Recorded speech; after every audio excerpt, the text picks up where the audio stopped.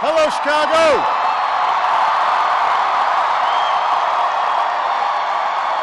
It's good to be home. Thank you. Thank you, everybody. Thank you. Thank you. Thank you.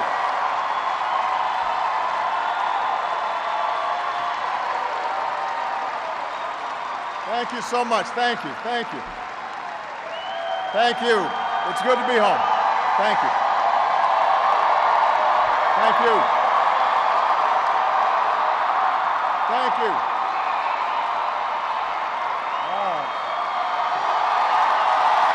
Thank you. Thanks. All right, everybody sit down. We're on live TV here. I gotta move. Come on.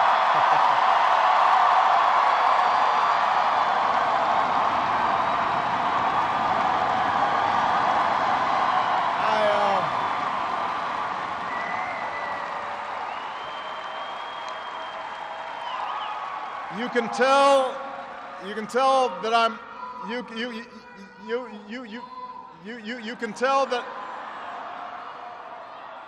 can tell that I'm a lame duck because nobody's following instructions. Everybody have a seat.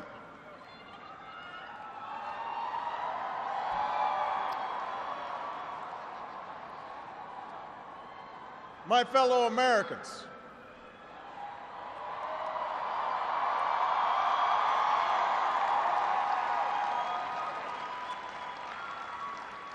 Michelle and I have been so touched by all the well wishes that we've received over the past few weeks. But tonight it's my turn to say thanks. Whether we have seen eye to eye or rarely agreed at all, my conversations with you, the American people, in living rooms and in schools, at farms, on factory floors, at diners, and on distant military outposts. Those conversations are what have kept me honest and kept me inspired and kept me going. And every day I have learned from you. You made me a better president, and you made me a better man. So I first came to Chicago when I was in my early 20s, and I was still trying to figure out who I was, still searching for a purpose in my life. And it was the neighborhood not far from here where I began working with church groups in the shadows of closed steel mills. It was on these streets where I witnessed the power of faith and the quiet dignity of working people in the face of struggle and loss. I can't do that.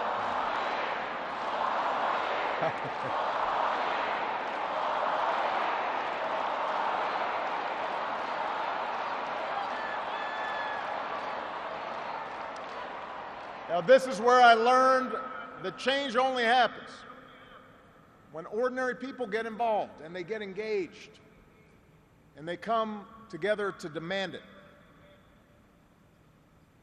After 8 years as your president, I still believe that. And it's not just my belief.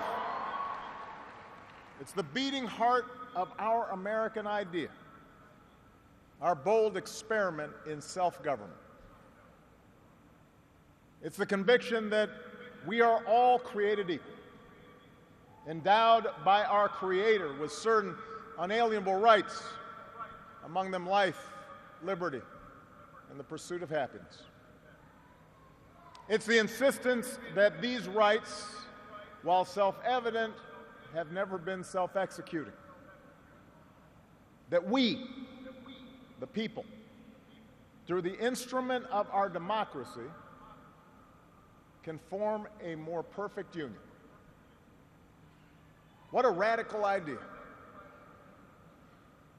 The great gift that our founders gave to us.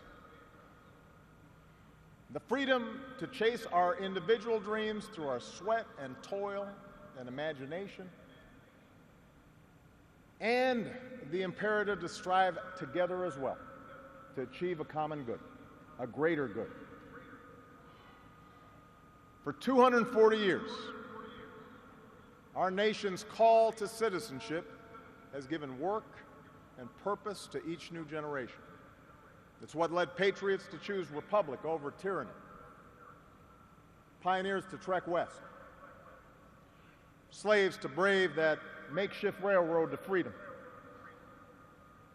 It's what pulled immigrants and refugees across oceans in the Rio Grande. It's what pushed women to reach for the ballot. It's what powered workers to organize. It's why GIs gave their lives at Omaha Beach and Iwo Jima, Iraq, and Afghanistan. And why men and women from Selma to Stonewall were prepared to give theirs as well. So that's what we mean when we say America's exceptional. Not that our nation's been flawless from the start, but that we have shown the capacity to change and make life better for those who follow.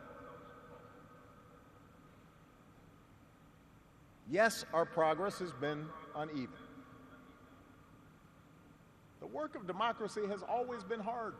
It's always been contentious. Sometimes it's been bloody. For every 2 steps forward, it often feels we take 1 step back. But the long sweep of America has been defined by forward motion, a constant widening of our founding creed to embrace all, and not just some.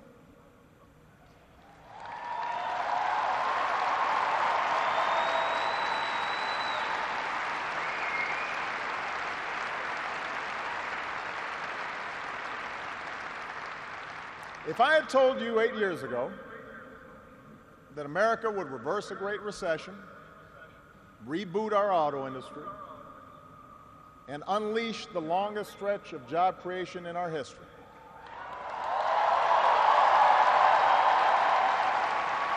if I had told you that we would open up a new chapter with the Cuban people, shut down Iran's nuclear weapons program without firing a shot, take out the mastermind of 9/11. If I had told you that we would win marriage equality and secure the right to health insurance for another 20 million of our fellow citizens,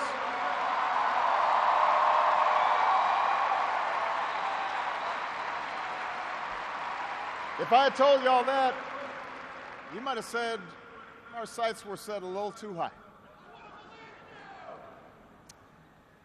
But that's what we did. That's what you did. You were the change. You answered people's hopes, and because of you, by almost every measure, America is a better, stronger place than it was when we started.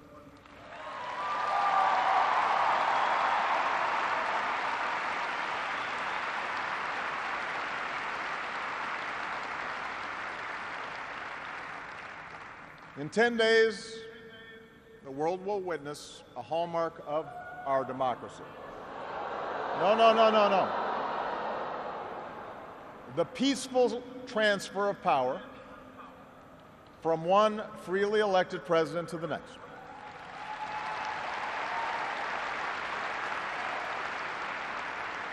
I committed to President-elect Trump that my administration would ensure the smoothest possible transition, just as President Bush did for me. Because it's up to all of us to make sure our government can help us meet the many challenges we still face. We have what we need to do so. We have everything we need to meet those challenges. After all, we remain the wealthiest, most powerful, and most respected nation on earth. Our youth, our drive, our diversity and openness, our boundless capacity for risk and reinvention means that the future should be ours. But that potential will only be realized if our democracy works. Only if our politics better reflects the decency of our people. Only if all of us, regardless of party affiliation or particular interests, help restore the sense of common purpose that we so badly need right now. And that's what I want to focus on tonight: the state of our democracy. Understand, democracy does not require uniformity. Our founders argued, they quarreled, eventually they compromised. They expected us to do the same. But they knew that democracy does require a basic sense of solidarity. The idea that for all our outward differences, we're all in this together, that we rise or fall as one.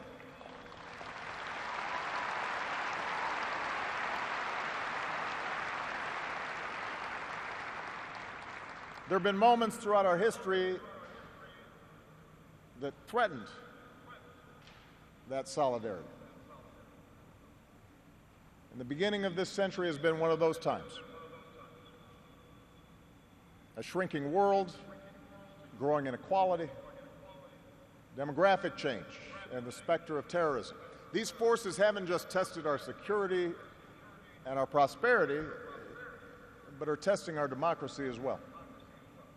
And how we meet these challenges to our democracy will determine our ability to educate our kids and create good jobs and protect our homeland. In other words, it will determine our future.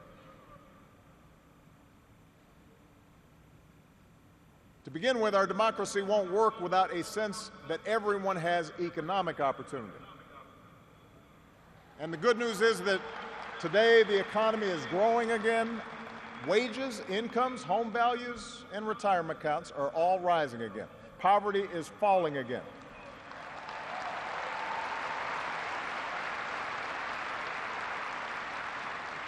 The wealthy are paying a fair share of taxes, even as the stock market shatters records.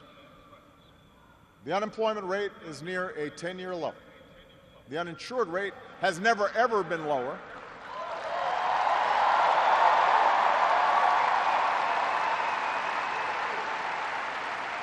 Healthcare costs are rising at the slowest rate in 50 years. And I've said, and I mean it, if anyone can put together a plan that is demonstrably better than the improvements we've made to our healthcare system, that covers as many people at less cost, I will publicly support it.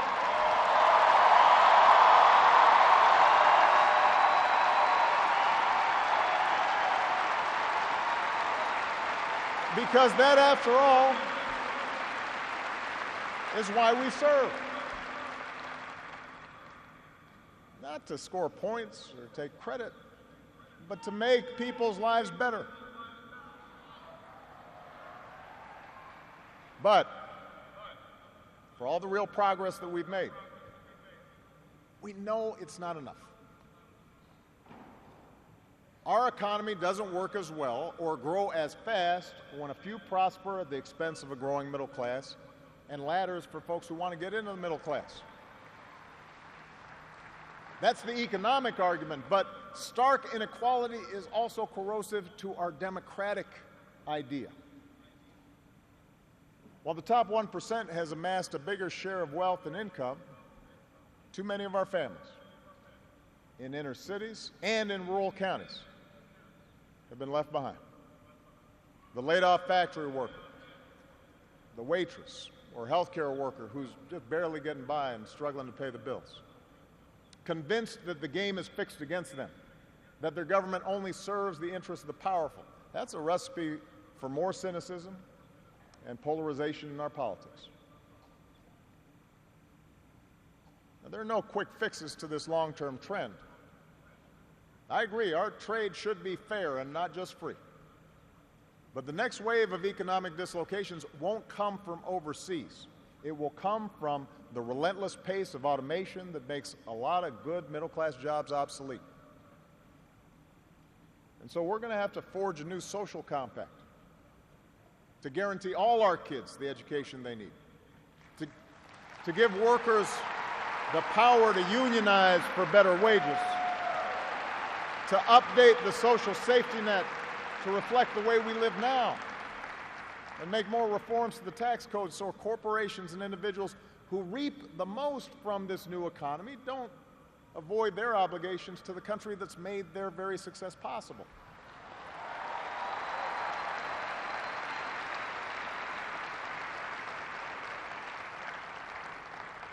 We can argue about how to best achieve these goals, but we can't be complacent about the goals themselves. For if we don't create opportunity for all people, the disaffection and division that has stalled our progress will only sharpen in years to come. There's a second threat to our democracy, and this one is as old as our nation itself. After my election, there was talk of a post-racial America. And such a vision, however well intended, was never realistic. Race remains a potent and often divisive force in our society. Now, I've lived long enough to know that race relations are better than they were 10 or 20 or 30 years ago, no matter what some folks say. You can see it not just in statistics, you see it in the attitudes of young Americans across the political spectrum. But we're not where we need to be. And all of us have more work to do. If every economic issue is framed as a struggle between a hardworking white middle class and an undeserving minority, then workers of all shades are going to be left fighting for scraps while the wealthy withdraw further into their private enclaves.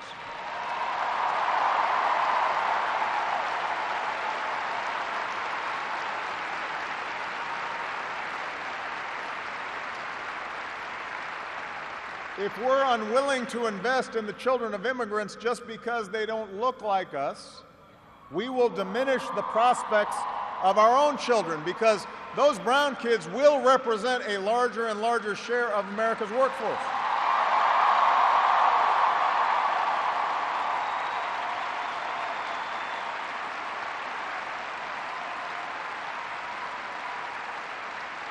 And we have shown that our economy doesn't have to be a zero-sum game. Last year, incomes rose for all races, all age groups, for men and for women. So if we're going to be serious about race going forward, we need to uphold laws against discrimination in hiring and in housing and in education and in the criminal justice system. That is what our Constitution and our highest ideals require.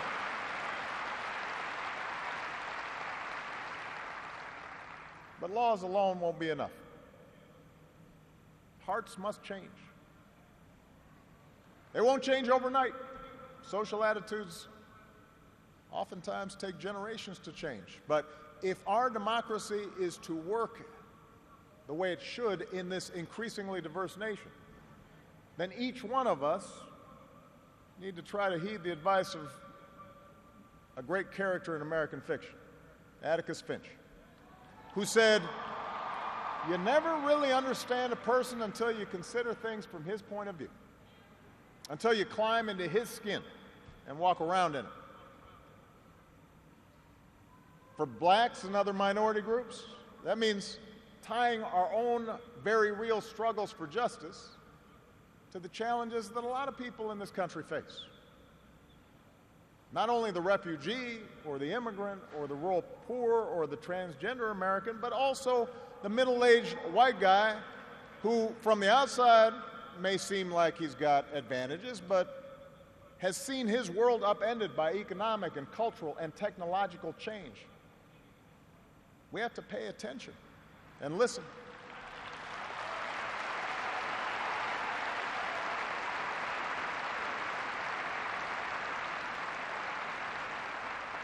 For white Americans, it means acknowledging that the effects of slavery and Jim Crow didn't suddenly vanish in the 60s. That when minority groups voice discontent, they're not just engaging in reverse racism or practicing political correctness. When they wage peaceful protest, they're not demanding special treatment, but the equal treatment that our founders promised.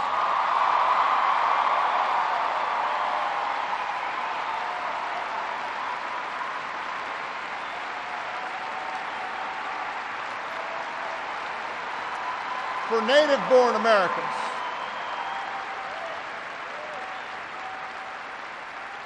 native-born Americans, it means reminding ourselves that the stereotypes about immigrants today were said almost word for word about the Irish and Italians and Poles, who it was said were going to destroy the fundamental character of America.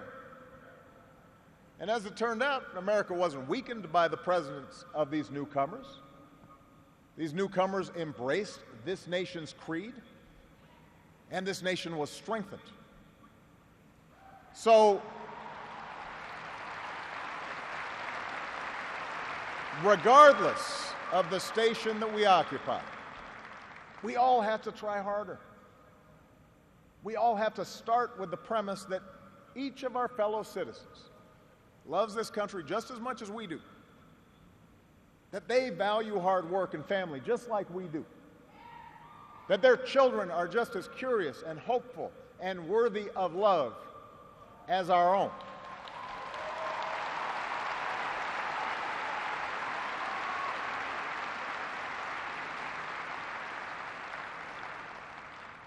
And that's not easy to do. For too many of us, it's become safer to retreat into our own bubbles, whether in our neighborhoods or on college campuses or places of worship, or especially our social media feeds. Surrounded by people who look like us and share the same political outlook and never challenge our assumptions. And the rise of naked partisanship and increasing economic and regional stratification, the splintering of our media into a channel for every taste, all this makes this great sorting seem natural, even inevitable. And increasingly, we become so secure in our bubbles that we start accepting only information, whether it's true or not, that fits our opinions, instead of basing our opinions on the evidence that is out there.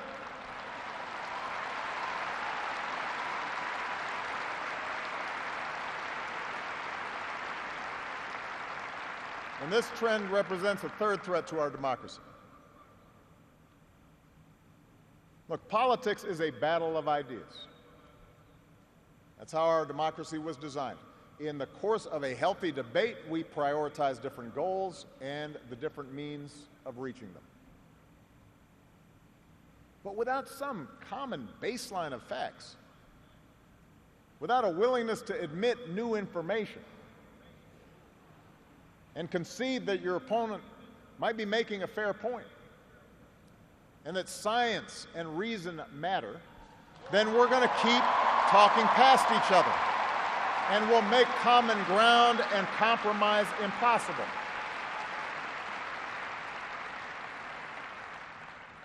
And isn't that part of what so often makes politics dispiriting?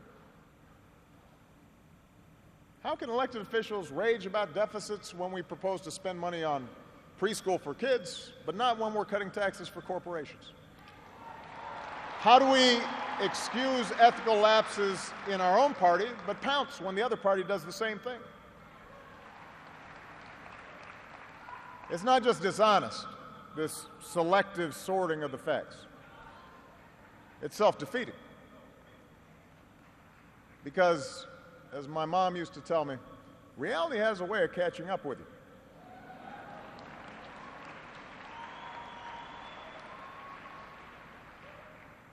Take the challenge of climate change. In just 8 years, we've halved our dependence on foreign oil. We've doubled our renewable energy. We've led the world to an agreement that has the promise to save this planet.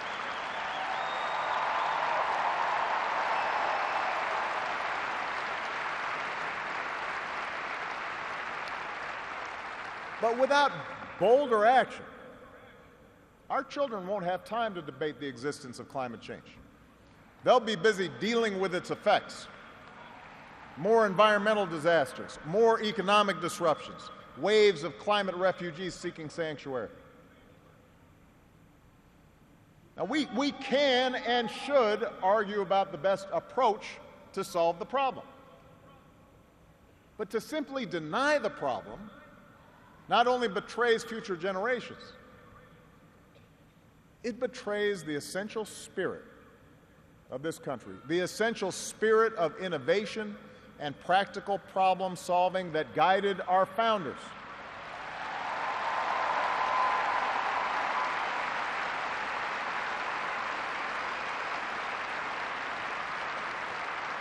It is that spirit born of the Enlightenment that made us an economic powerhouse. The spirit that took flight at Kitty Hawk and Cape Canaveral. The spirit that cures disease and put a computer in every pocket. It's that spirit, a faith in reason and enterprise, and the primacy of right over might that allowed us to resist the lure of fascism and tyranny during the Great Depression, that allowed us to build a post-World War II order with other democracies, an order based not just on military power or national affiliations, but built on principles: the rule of law, human rights, freedom of religion and speech and assembly, and an independent press.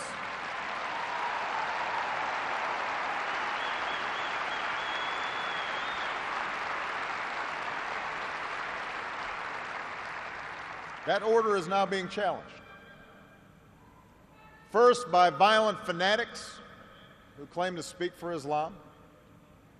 More recently, by autocrats in foreign capitals who see free markets and open democracies and civil society itself as a threat to their power.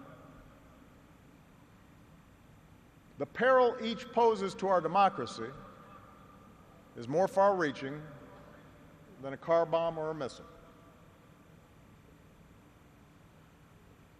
They represent the fear of change, the fear of people who look or speak or pray differently, a contempt for the rule of law that holds leaders accountable, an intolerance of dissent and free thought, a belief that the sword or the gun or the bomb or the propaganda machine is the ultimate arbiter of what's true and what's right.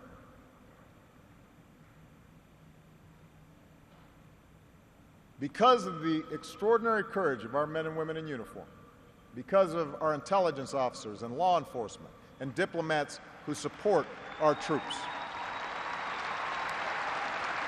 no foreign terrorist organization has successfully planned and executed an attack on our homeland these past 8 years. And although Boston and Orlando and San Bernardino and Fort Hood remind us of how dangerous radicalization can be, our law enforcement agencies are more effective and vigilant than ever. We have taken out tens of thousands of terrorists, including bin Laden.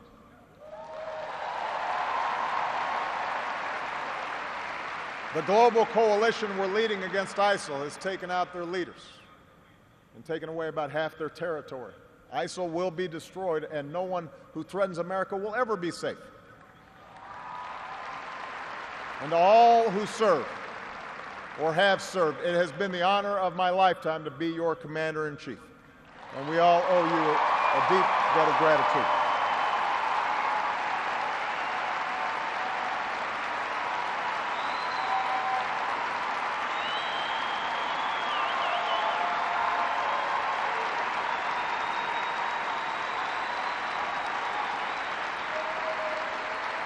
But protecting our way of life, that's not just the job of our military. Democracy can buckle when it gives in to fear. So just as we, as citizens, must remain vigilant against external aggression, we must guard against a weakening of the values that make us who we are.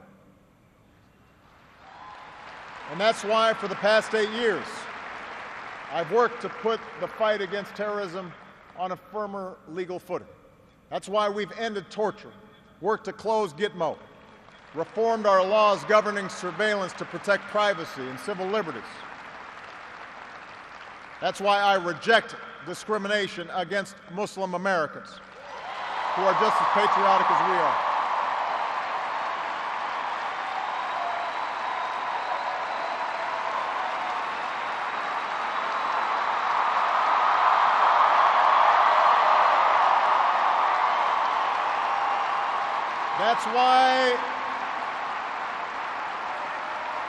That's why we cannot withdraw. That's why we cannot withdraw from big global fights to expand democracy and human rights and women's rights and LGBT rights. No matter how imperfect our efforts, no matter how expedient ignoring such values may seem, that's part of defending America. For the fight against extremism and intolerance and sectarianism and chauvinism are of a piece with the fight against authoritarianism and nationalist aggression. If the scope of freedom and respect for the rule of law shrinks around the world, the likelihood of war within and between nations increases, and our own freedoms will eventually be threatened. So let's be vigilant but not afraid. ISIL will try to kill innocent people, but they cannot defeat America unless we betray our Constitution and our principles in the fight.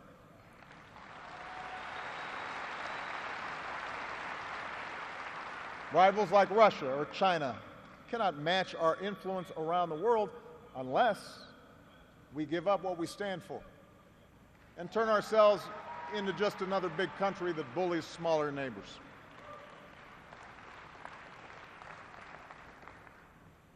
Which brings me to my final point. Our democracy is threatened whenever we take it for granted. All of us,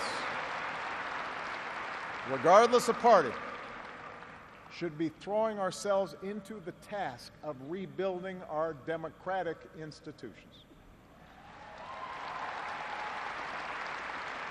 When voting rates in America are some of the lowest among advanced democracies, we should be making it easier, not harder, to vote.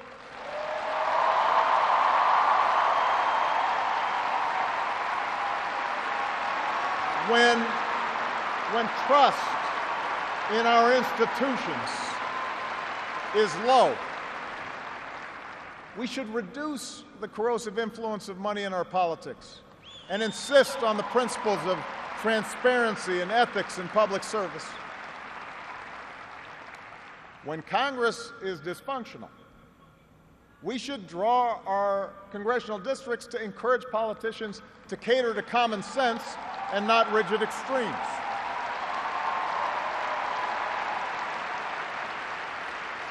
But remember, none of this happens on its own.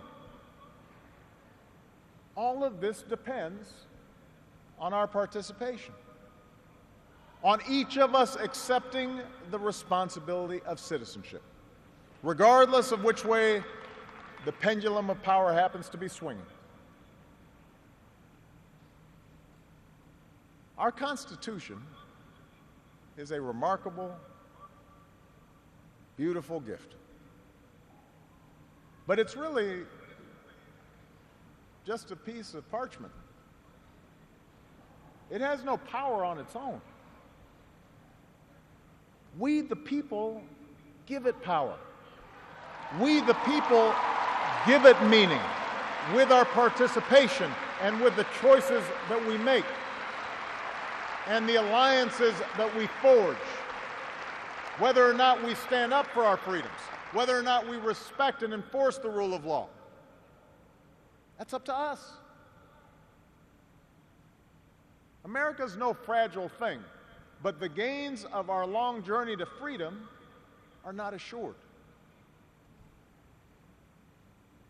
In his own farewell address, George Washington wrote that self-government is the underpinning of our safety, prosperity, and liberty.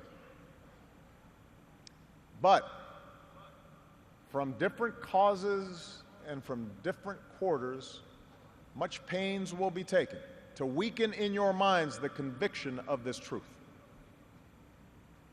And so we have to preserve this truth with jealous anxiety that we should reject the first dawning of every attempt to alienate any portion of our country from the rest, or to enfeeble the sacred ties that make us one.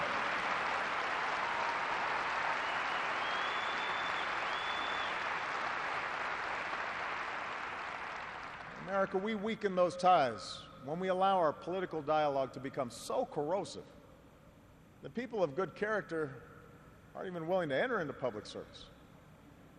So coarse with rancor that Americans with whom we disagree are seen not just as misguided, but as malevolent. We weaken those ties when we define some of us as more American than others, when we write off the whole system as inevitably corrupt, and when we sit back and blame the leaders we elect without examining our own role in electing them.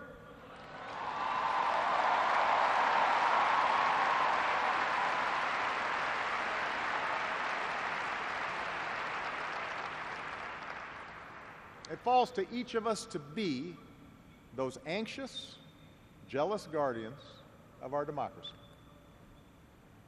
to embrace the joyous task we've been given, to continually try to improve this great nation of ours. Because for all our outward differences, we in fact all share the same proud title, the most important office in a democracy: citizen. Citizen.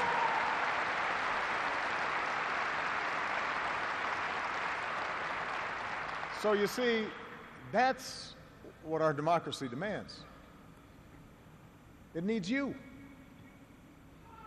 Not just when there's an election, not just when your own narrow interest is at stake, but over the full span of a lifetime. If you're tired of arguing with strangers on the internet, try talking with one of them in real life.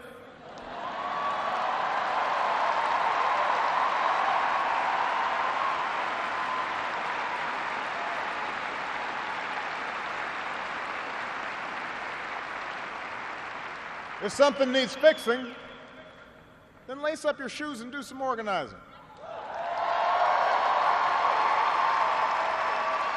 If you're disappointed by your elected officials, grab a clipboard, get some signatures, and run for office yourself.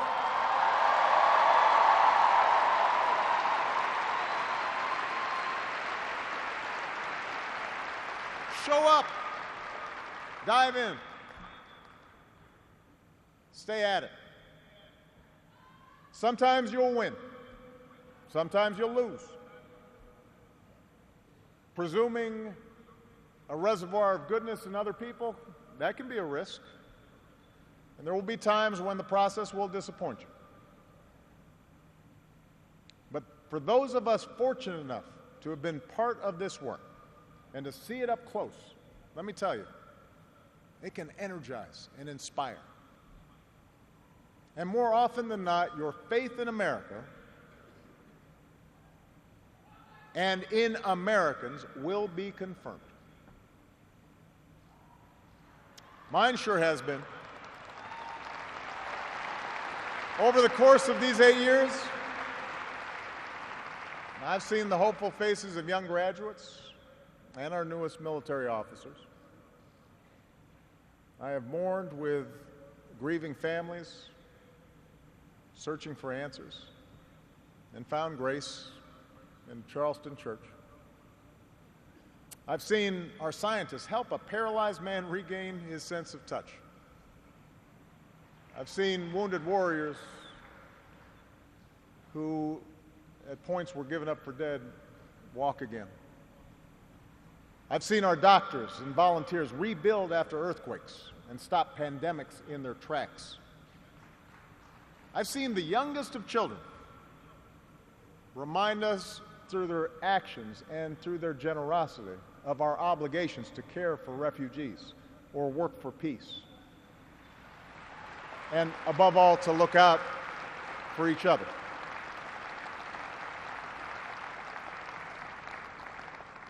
So that faith that I placed all those years ago, not far from here, in the power of ordinary Americans to bring about change, that faith has been rewarded in ways I could not have possibly imagined. And I hope your faith has too. Some of you here tonight or watching at home, you were there with us in 2004, in 2008, 2012.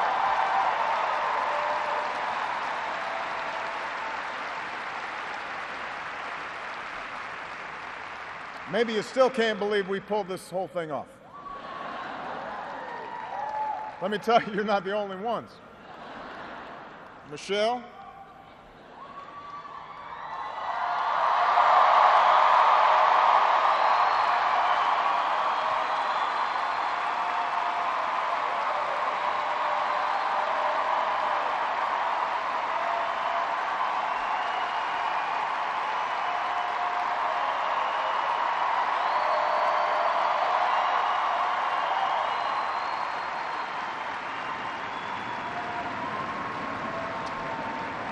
Michelle LaVaughn Robinson, girl of the South Side.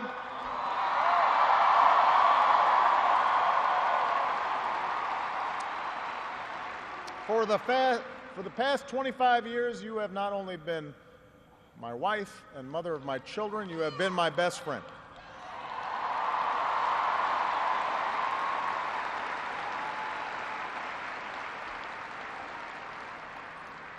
You took on a role you didn't ask for, and you made it your own, with grace and with grit and with style and good humor.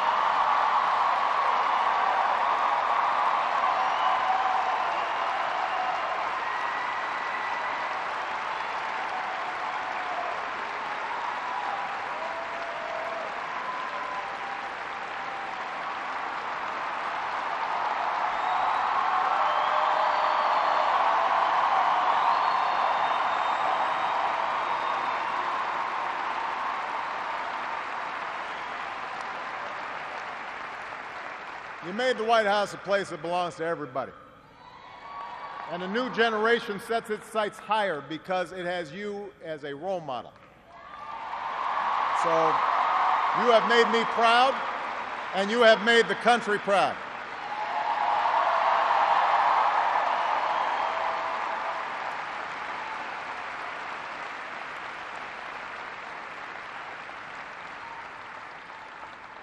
Malia and Sasha, under the strangest of circumstances, you have become two amazing young women.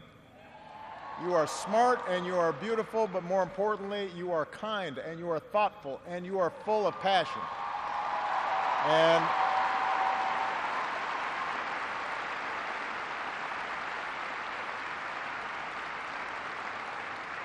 you wore the burden of years in the spotlight so easily. Of all that I have done in my life, I am most proud to be your dad.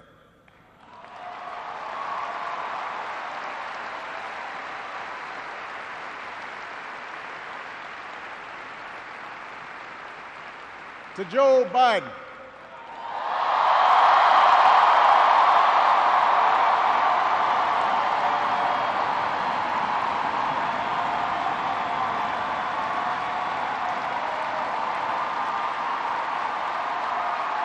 the scrappy kid from Scranton who became Delaware's favorite son.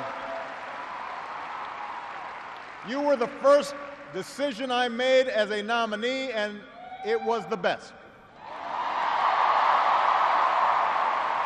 Not just because you have been a great vice president, but because in the bargain I gained a brother. And we love you and Jill like family, and your friendship has been one of the great joys of our lives.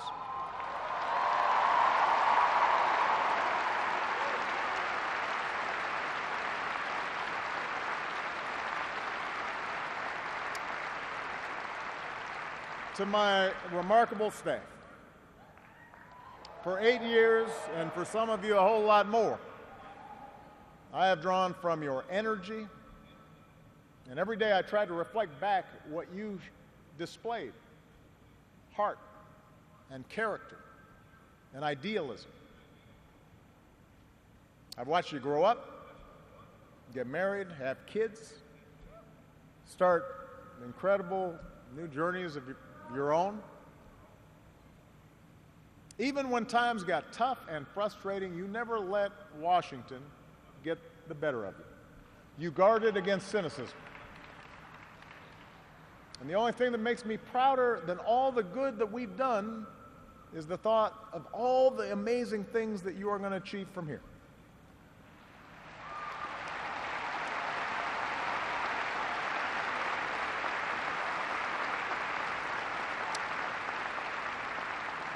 And to all of you out there, every organizer who moved to an unfamiliar town, every kind family who welcomed them in, every volunteer who knocked on doors, every young person who cast a ballot for the first time, every American who lived and breathed the hard work of change, you are the best supporters and organizers anybody could ever hope for, and I will be forever grateful. Because you did change the world. You did. And that's why I leave this stage tonight even more optimistic about this country than when we started.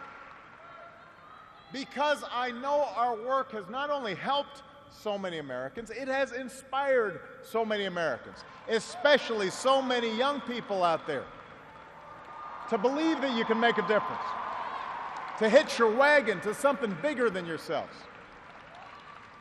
Let me tell you, this generation coming up, unselfish, altruistic, creative, patriotic, I've seen you in every corner of the country. You believe in a fair and just and inclusive America. You know that constant change has been America's hallmark, that it's not something to fear, but something to embrace.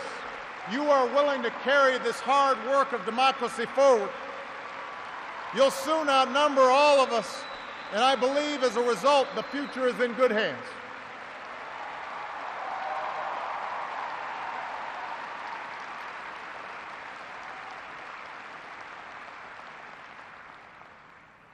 My fellow Americans, it has been the honor of my life to serve you. I won't stop. In fact, I will be right there with you as a citizen for all my remaining days. But for now, whether you are young or whether you're young at heart, I do have one final ask of you as your president. The same thing I asked when you took a chance on me 8 years ago. I'm asking you to believe, not in my ability to bring about change, but in yours. I'm asking you to hold fast to that faith written into our founding documents, that idea whispered by slaves and abolitionists, that spirit sung by immigrants and homesteaders and those who marched for justice, that creed reaffirmed by those who planted flags from foreign battlefields to the surface of the moon, a creed at the core of every American whose story is not yet written. Yes, we can. Yes, we did. Yes, we can. Thank you. God bless you. May God continue to bless the United States of America. Thank you.